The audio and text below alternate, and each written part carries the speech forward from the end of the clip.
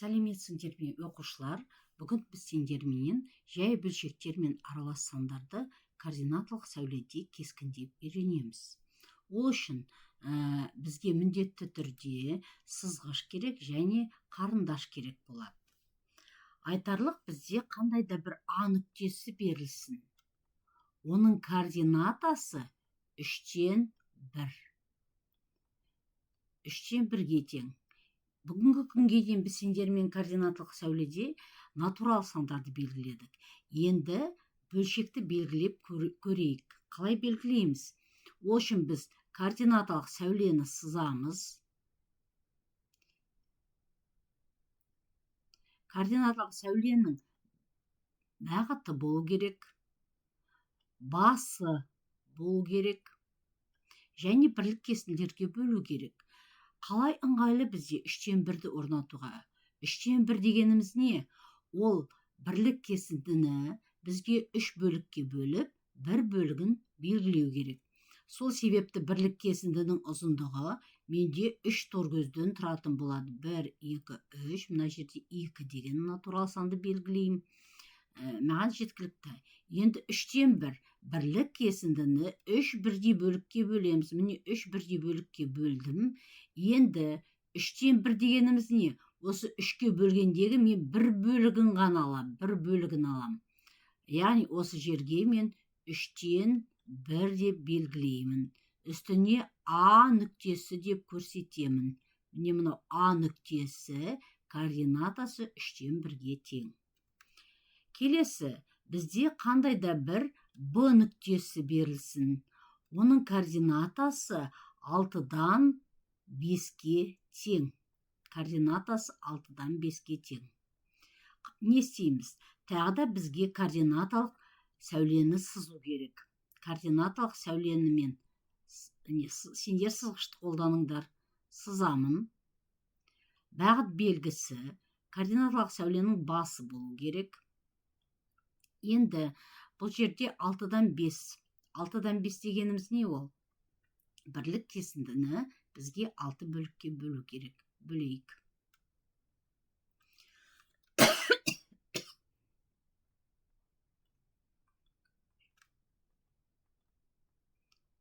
Мінеки мен бірлік кесіндінің менде 6 торкөзден тұрады.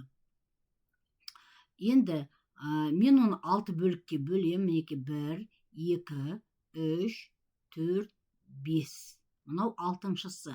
Енді 6-дан 5 дегеніміз біз осы 6 бөліктің 5 бөлігін алуымыз керек. 6-дан 5 бөлігінде Б нүктесін орнатамыз.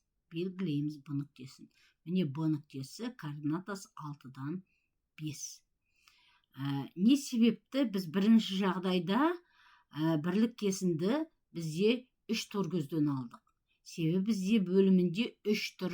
Біз бірлік кесіндіні 3 бірдей бөлікке бөлуіміз керек еді. Ал Б нүктесінде координатасы 6-дан 5.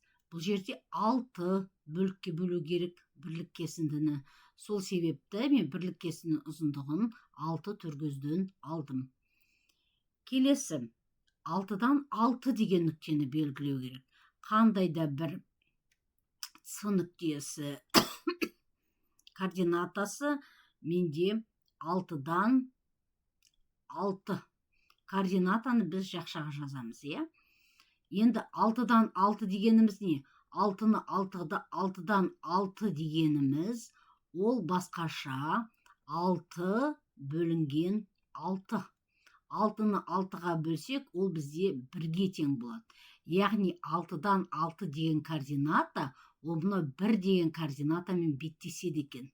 6-дан 6 және 1 ол бір нүктеде. Белгілейік. Бұл С нүктесі.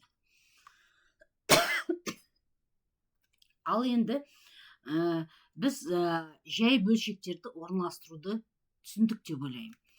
Ал енді біз қандай да бір К нүктесін қарастырайық. Оның координатасы 1,5-тен 3-ге тең. 1,5-тен 3. Қараңдар, 1,5-тен 3 ол бізде аралас сан. Сол себепті қазір координаталық сәулені сызамыз. Міне менің координаталық сәулем. Мынау оның бағыты. Координаталық сәуленің басын орнатамыз. Бөліміне қараймыз. Мына жерде 5 деп тұр. Маған ыңғайлы координаталық сәуледе 5 түргөзді алған бірлік кесінді ретінде. Так, 1, 2, 3, 4, 5. 5. Мына жерде менде 1 болады. Тағы да 1, 2, 3, 4, 5. Мына жерде менде 2 болады. Жеткілікті деп ойлаймын. Неге? Себебі 1,5-тен 3.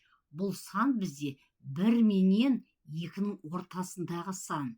1 мінеки бар. Енді бізде 5-тен 3-ті орнату керек. Ол үшін біз бірлік кесіндіні 1, 2, 3, 4, 5 бөлікке бөлдік. Енді 3 бөлігі 1, 2, 3. Яғни ол мынау нүкте болады. Бұл нүкте бізде 1 Неге 1 кесінді мінеки алдында тұр. Енді 5-тен 3. 5-тен 3. Бұл бізде К нүктесі болады. Координатасы 1,5-тен 3. Жақсы. Келесі бізде қандай да бір N нүктесі берілсін. Оның координатасы 2,4-тен 1-ге тең. 2,4-тен 1-ге тең. Ал енді біз тағы да координаталық сәулені сызамыз. Сендер сызғышпен сызасыңдар. Басы және бағыты. Енді қарап тұрсақ, бұл жерде бізде 2 деп тұр. Және 4-тен 1.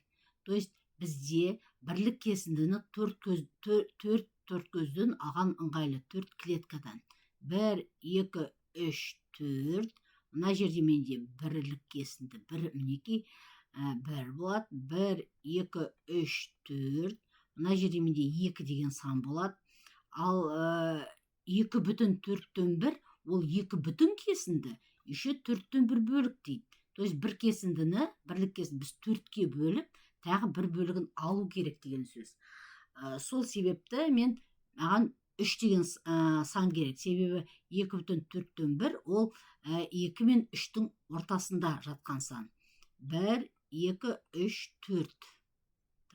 Мына жерге мен 3 деп белгілейін. Енді 2,4-тен 1. 1, 2, 3, 4 бөлік. Яғни 2 ол міне 2 кесінді алдында бар, міне 1 кесінді, мынау 2 кесінді. Енді мына жерге мен 4-тен 1 деймін. Неге? Себебі үшінші мынау бірлік кесіндіні мен 4 бөлікке бөлдім да, 1 бөлігін алдым. Яғни сонда бұл бізде, мынау бізде N нүктесі. Тағы бір мысал қарастырайық. Қандай да бір S нүктесі берілсін. Оның координатасы 3,2-ден 1-ге тең болсын. 3,2-ден 1. Координаталық сәулені сызамыз, сызғышты қолданамыз. Менде сызғыш жоқ. Бұл программада бағыты және координатаның басы 0 нүктесінен басталады. Енді 3,2-ден 1 дейді. Ол дегеніміз не? Яғни 3 кесінді тағы қосуымыз керек.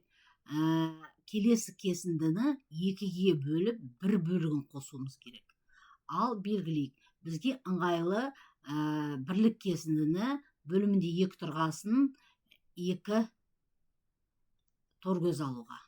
1, мына жерде 2, 3, 4. Яғни 3,2-ден 1 деген ол 3 пен 4 деген бірліктердің арасында болады. 3, енді мынаны келесі бірлікті, міне 3 кесінді бар, мынау 1 кесінді, мынау 2, мынау 3 кесінді. Енді келесі кесіндіні мен 2-ге бөлем. Сонда ол бізде мынау 2-ден бір бөлік.